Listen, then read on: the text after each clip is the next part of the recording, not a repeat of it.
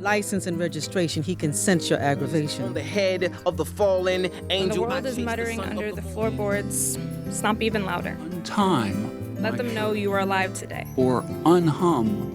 Did you know that your hands came with a ripple effect? Whisper tones unraveling like silk. Blood, sweat, and tears win by any means poetry. Sway, look at me. Is a piece of the pie too good for me? Some may call it rock the mic. We call it poetry.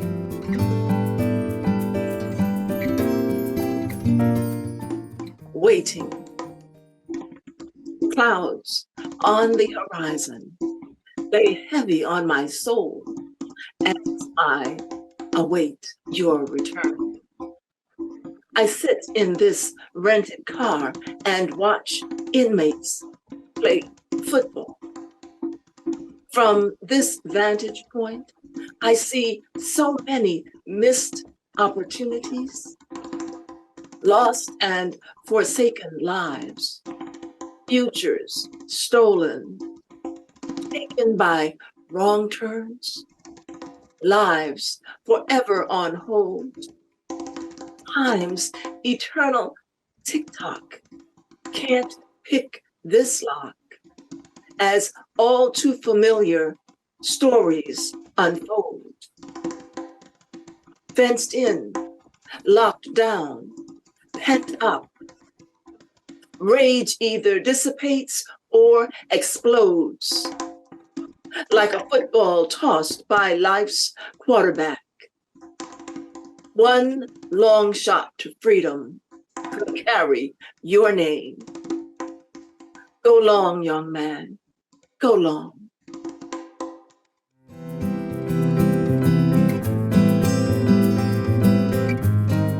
Well, hello, Sojourn with Words family. Welcome back. Welcome back. For those that are new to the show, I'm Sistah Joy, your host. And today we are so excited. We have yet another fantabulous poet who is going to share her world and her words with us. I'm speaking of Faith Nelson. Faith P. Nelson is a published poet, a freelance copywriter, and book developer. She's gained years of experience working behind the scenes at Black Entertainment Television, a Viacom network. Now, before that, she was an actress in Jamaica and an award-winning soprano under the tutelage of the esteemed musicologist Noel Dexter. She graduated with a BA in English Language and Literature from the University of Maryland, College Park. Water Therapy was her first published collection of poetry. I'm sure we're going to hear something from that. Her new chapbook, however, Luminescent Ships, Love Songs to Caribbean American Life, celebrates the diaspora in this region. Now, Faith performs Caribbean folk music and poetry throughout the DMV.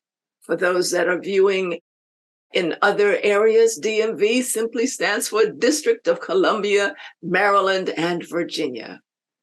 Bear, her tabby cat, keeps her company, but runs away when she plays the guitar. Faith Nelson's poetry has been published on the Poetry X Hunger website, and her poetry has also been showcased during Poetry X Hunger online poetry reading fundraisers. We are so very honored to have you with us, Faith. Welcome to Sojourn with Words. Thank you, Sistah Joy. Thank you so much. Oh, I can't wait. I'm excited. I just, first of all, I'm always fascinated by the island accents. It's just such a beautiful lilt. And thank you for being a wonderful poet as well. I've had the privilege of hearing your work a few times. Today, I'm going to be immersed in all things Faith Nelson. And so, absolutely. Faith, when you talk about, first of all, as you indicate, you're published and your work is available online for our viewers. Let us hear a little bit about your cultural influences. How have your cultural or personal experiences shaped your poetry? Well, as it says in my bio, I am from Jamaica, and every country or island has its own unique views, own unique culture. So whatever I eat, whatever I listen to, my past, my birth, all those things influence my poetry. The first book I wrote was all autobiographical because, that's all I knew at the time. And so it's music, it's reggae music, it's Bob Marley, Jimmy Cliff, and Toots Hibbert. It's all that discovery that happened, for example, when reggae music and Bob Marley sort of came into public awareness in the late 60s and the early 70s. That's how old I am. When they came into awareness in the 70s, just hearing the rhythm, then this creation of reggae. Chicka, chicka, chicka. When I'm writing poetry, sometimes I hear that in the background. Or sometimes I'm thinking about our national dish of ackee and saltfish, and it brings out another memory, and I ride on that memory to write a poem. And so, yes, go ahead. Before you go past that, you mentioned a national dish. Did you say ackee and swordfish? That's ackee and saltfish. Swordfish. Okay. Yes. I've had ackee. Okay. Ackee. Ackee Yes. and swordfish. Saltfish. We want our viewers to learn about your culture as much as learn about your poetry. Now, if I'm not saying it properly, please correct me. So tell me about the national dish again. Ackee and saltfish, and you probably know it in the US as cod. It's salted cod. Okay. Back in the day, how many centuries ago, there was no refrigeration. So all your meats were salted or cooked immediately after they were taken down. So yes, salted cod, and we made the most of that and turned it into a national dish. And the ackee comes from West Africa. It's on the highway, in the forest, all over the place in Ghana. And somehow, somebody, a slave probably, took that with them, brought the seed to Jamaica and planted it. And now it's taken over the island and taken over our imagination. We eat that all the time. Okay, ackee and saltfish. So yes. I'm learning today. Thank you for that educational moment. Okay. So let's see. Let's talk a little bit about poetry and other art forms. How do you think poetry intersects with, say, music, visual art, or theater? Because we know that you have a background in the arts, the theater. So how do you find the intersection of poetry and other art forms? Well, I think, first of all, that they come from the same source, the imagination, and the imagination being a conduit. I don't think the imagination is the source of the poetry. Some people may, have a different opinion, but I think it comes, all of this comes from the same source, and it comes via the imagination. And so, sometimes it's an image that you see. I'm suspecting that artists may see an image first, and then they paint something, or they may hear a story and they paint something. The stories are coming from the same place, and maybe they're from a feeling. When I'm doing the poetry, sometimes the inspiration comes from a falling leaf or something I hear. Maybe a car goes by and it intersects with another memory, and something happens and I feel the impulse to write it down. Okay. Yes. So for you, the inspiration comes from a combination of life experience and visual as well as, okay. And that makes total sense. And that's one of the things that I love about poetry. That's what makes poetry available to everyone, because it's just about capturing and then conveying that life experience based on your interest and your imagination. So thank you, Faith. I love that.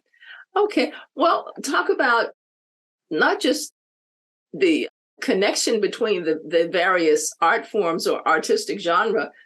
Let's talk a little bit about your personal influences. What poets have influenced you either or are still influencing you with regard to the work that you create as a poet? You know, I must say that I'm really fascinated that I'm discovering that it's an ongoing process. So I have the Caribbean influence. I have people like Lorna Goodison, people like Derek Walcott, the dub poets. There's a dub poet now in Florida, Malachi. His first name is Malachi, who is doing like incredible work. Other colleagues of mine, Andreen Bonner, she just published a book of praise poetry. Even that is coming into my universe. So that, you know, there are the stalwarts, the famous people, the Claude McKays, even the Marcus Garveys, because they wrote a lot in their time. And, you know, the newer people, like, you know, I just mentioned Andreen Bonner, Kwame Dawes, Mervyn Morris. I'm even reading British poets, and not the ones from, you know, not talking about Wordsworth and the ones who went before. I'm talking about current ones. Yes, contemporary. Yeah. Okay. Well, I love the breadth of influences that you're presenting. And of course, that's one of the things that we always share with our viewers. In order to be relevant and an effective and engaging poet, you must read other poets' works. And I am reading a lot of American poetry, I must say. Well, wow, it's from around the world. Yes. Absolutely. Yes. Absolutely. And that's what gives us that reservoir upon which we pull. You know, when we find something that resonates with our spirit in a work of poetry, it doesn't just go into a vacuum. It becomes a part of our lexicon, and we can build upon that. It's not about taking someone else's work, but we are influenced, just as we see visual art that influences us with ekphrastic poetry. We wonderfully embrace the works of both new, contemporary, but also the established, the classic names that have gone before. So I love the variety of poets that you've identified as being influential in your work as well. I think that's why your poetry is as beautiful as it is. I can't wait. I can't wait for our viewers to hear your work. We will be hearing some of the pieces from your books. What is it? Let's see. That was Water Therapy and also Luminescent Ships, the chapbook. Yes, absolutely. Wonderful. Well, we want to get ready for a transition, but if you were to give just a brief word of advice for aspiring poets, what advice would you give to poets just starting out? It's probably the same advice I wish I had, you know, before, which is to write as much as you can and to trust the voice. You know, there's a great degree of trust, I think, in this activity. You hear something, don't dismiss it.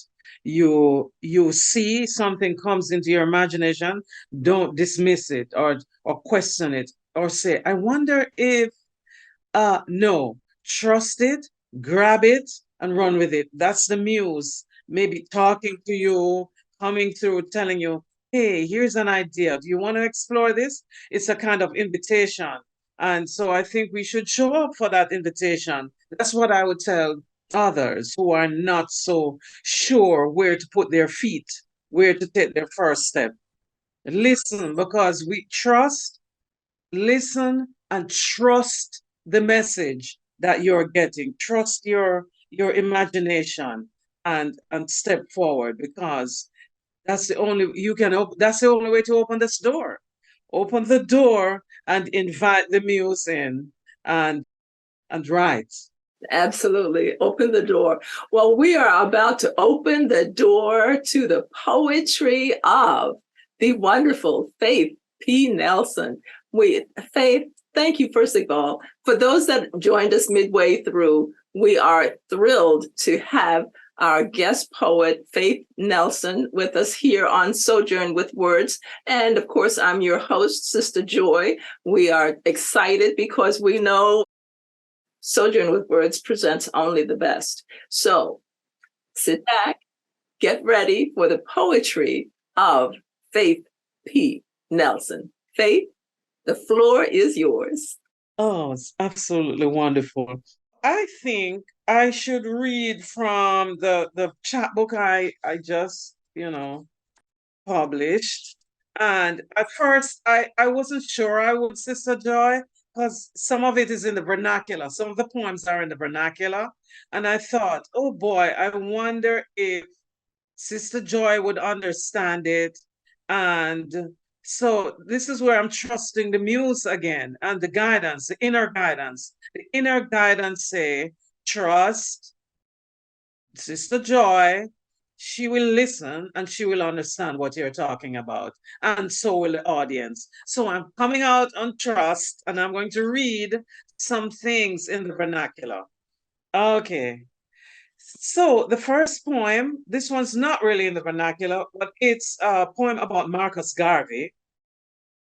And it's called Somebody Will Come. And it's a series, I should add. It's a series of, I think I'll say it afterwards. Let me just get into the poem. Jettisoned we bob on a grim sea, clutching life. Somebody will come. Teeth beating Morse code. Send a David or a John. Somebody must come. Fingers fork and rake in thrall of cotton and cane. Somebody must see. Human coral bleed. We making bank for the West. Somebody witness. Oi, you, rise up now. The voice hammers and chisels, sound digging up we. Purple golden, with mouth made of tightly coiled words. My kingfisher bird. Old-time hat with a plume, aside for watering eyes. This man, son in we. So I just wanted to say that before I give you the last stanza, that these are all haikus. It's kind of hard to mark the end of the beginning and end of a haiku, but I just thought I would interject there that these are a series of haikus. And this is the last haiku. Praise to the Most High. Break my fear's bones. Crack this load with love's medicine. So that was celebrating Marcus Garvey. And now I'm going to give you a poem about Claude McKay. I went far back. And this is sort of Claude McKay transporting himself back into the present to experience and get inspiration from this present. Claude sends a piece of himself beaming down on Utica Avenue in Brooklyn, curious to feel the changes.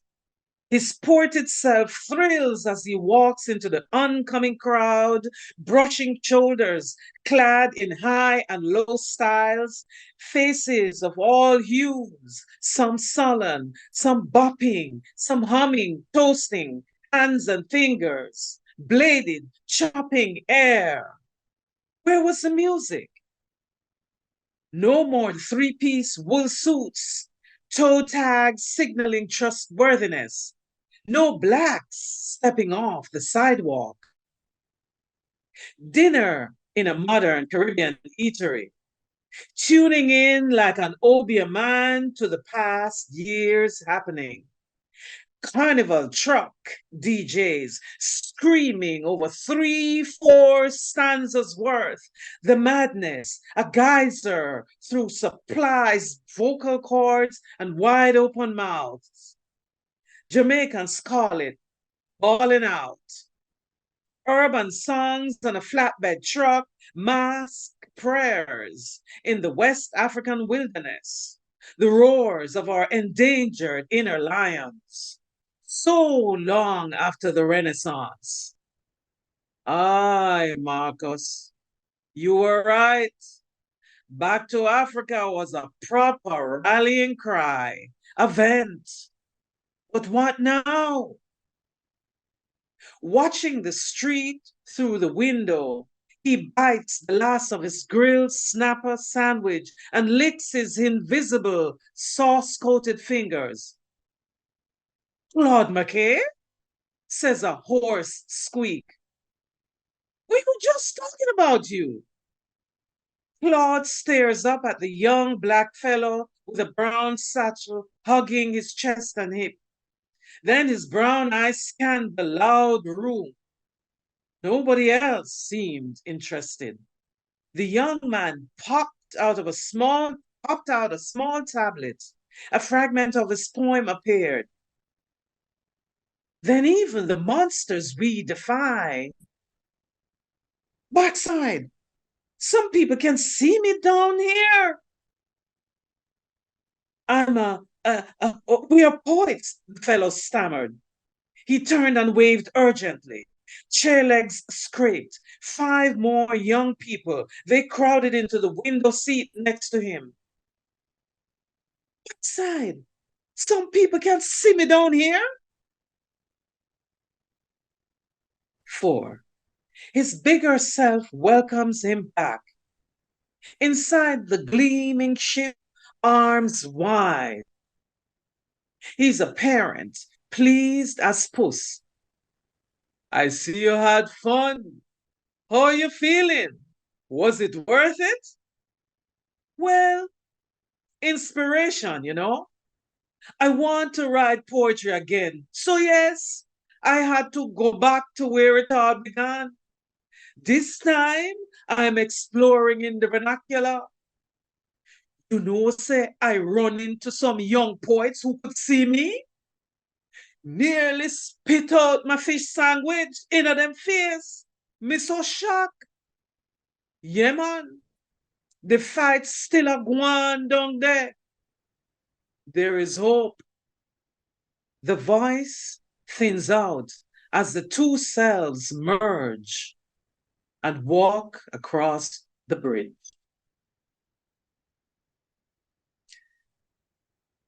So that's the end of that poem. Do I have more time, Sister Joyce? Yes, keep going. I'll give you a heads up. Okay, fantastic. Okay, so this poem, I don't know how many Americans are aware of this, but some are, because I understand some Americans cook oxtail. They eat it, they enjoy it.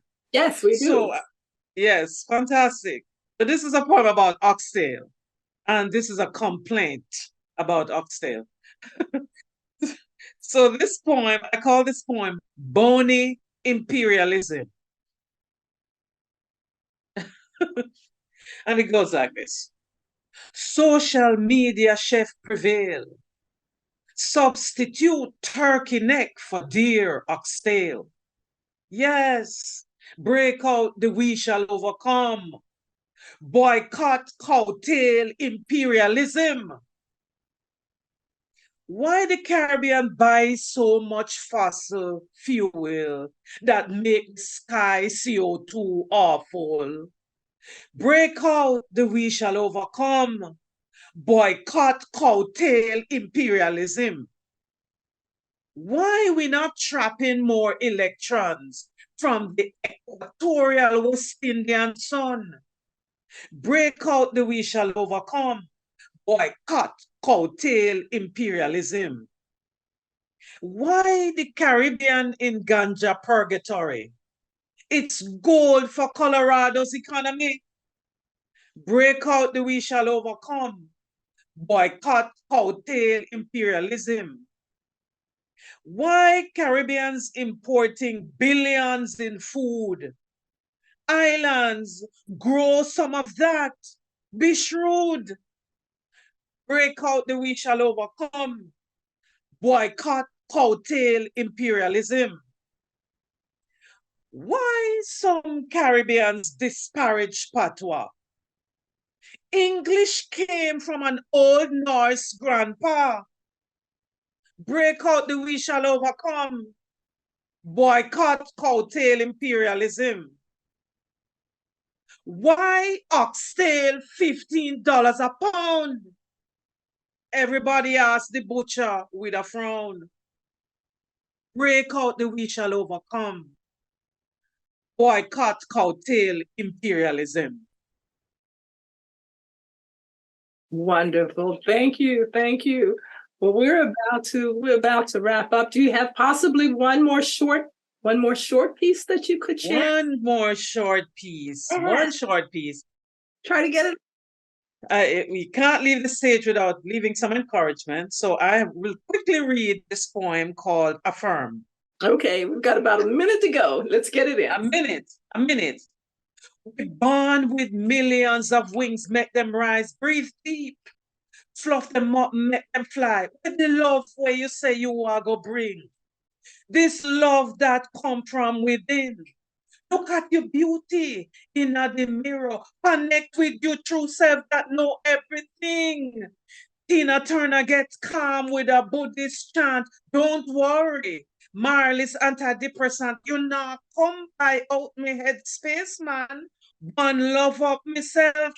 Serious thing. Check the bad talk at the door. Dismiss them. Your inner self you must adore. Your life is more than the blues. Take your heart out of your laced up shoes. We born with millions of things. Make them rise. Breathe deep. Fluff them up. Make them fly. Make them fly. Fluff them up, make them fly. Oh, yes, yes. I was hearing the drums. Oh, that was so beautiful. Thank you. Oh, this is Faith Nelson here on Sojourn with Words, CTV's premier poetry program, right here based in Prince George's County, Maryland, and now being able to be viewed around the world due to our virtual format. So, Faith, thank you so very much. Thank you, Sistah Joy. Can you give our viewers your contact information if they want to be in touch? Well, they can find me on Story Depot on Instagram, at Story Depot rather on Instagram, and that's where all my poetry is. And you can go on Amazon and find me. Just search Faith P, middle initial P, as in power, Nelson, Faith P. Nelson. And I just want to say thank you, Sistah Joy, for your poetry as well. I always listen to your poetry and I enjoy hanging out with you when you're reading poetry. So thank you. Oh, thank you so much. Well, that wraps us up. Today's session has been featuring Faith Nelson. I'm your host, Sistah Joy. We hope you've enjoyed it. Be in touch with us. Let us know what you feel is the high point of poetry right here on CTV, Sojourn with Words. Thank you.